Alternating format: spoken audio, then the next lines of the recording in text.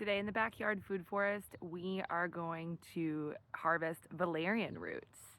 So I've traditionally used valerian root as an anti-anxiety medicine. I am not an herbal professional, but I have referenced research in this, and I'm unmedicated traditionally for anxiety, but to address my anxiety, I usually take a combination of B complex and a little bit of valerian root. I find that valerian helps me get to sleep.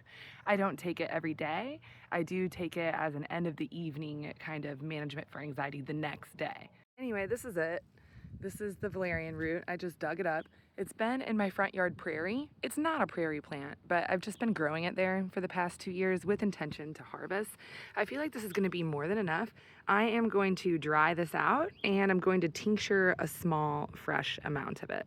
Before I go any further with this process, these are the two resources that I use in my herbal medicine and just my self-medication. I'm uninsured.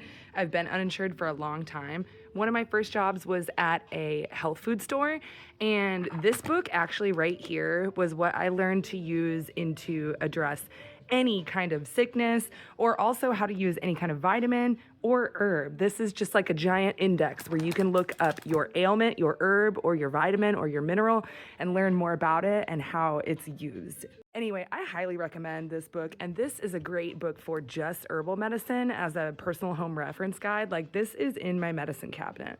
So for example, in my nutritional guidebook, we can see, I can look up valerian, see what its nutrient content is, what its actions and uses are, and any comments. This is so useful in determining natural care for myself. Yeah, I can't recommend this enough. This is where I learned that like grapeseed oil extract and cat's claw bark are often a better antibiotic than you'll get at the doctor for like so many things. This is what it looks like, all nice and clean. I'm gonna chop it up into some smaller pieces, but I mean, most of it is like really hairy and it's kind of hard to get clean. So with the hairy stuff here, I'm just gonna dehydrate that and turn it into a tea because like a little dirt never hurt.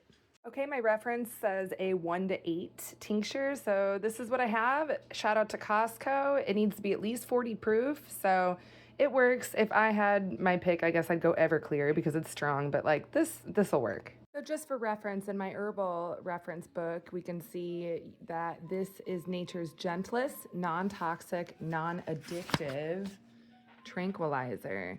So this is commonly paired with like skullcap or passion flower. I call passion flower nature's Xanax.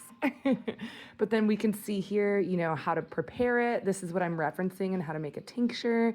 And then, it kind of can tell you more about what to combine it with or not to combine it with.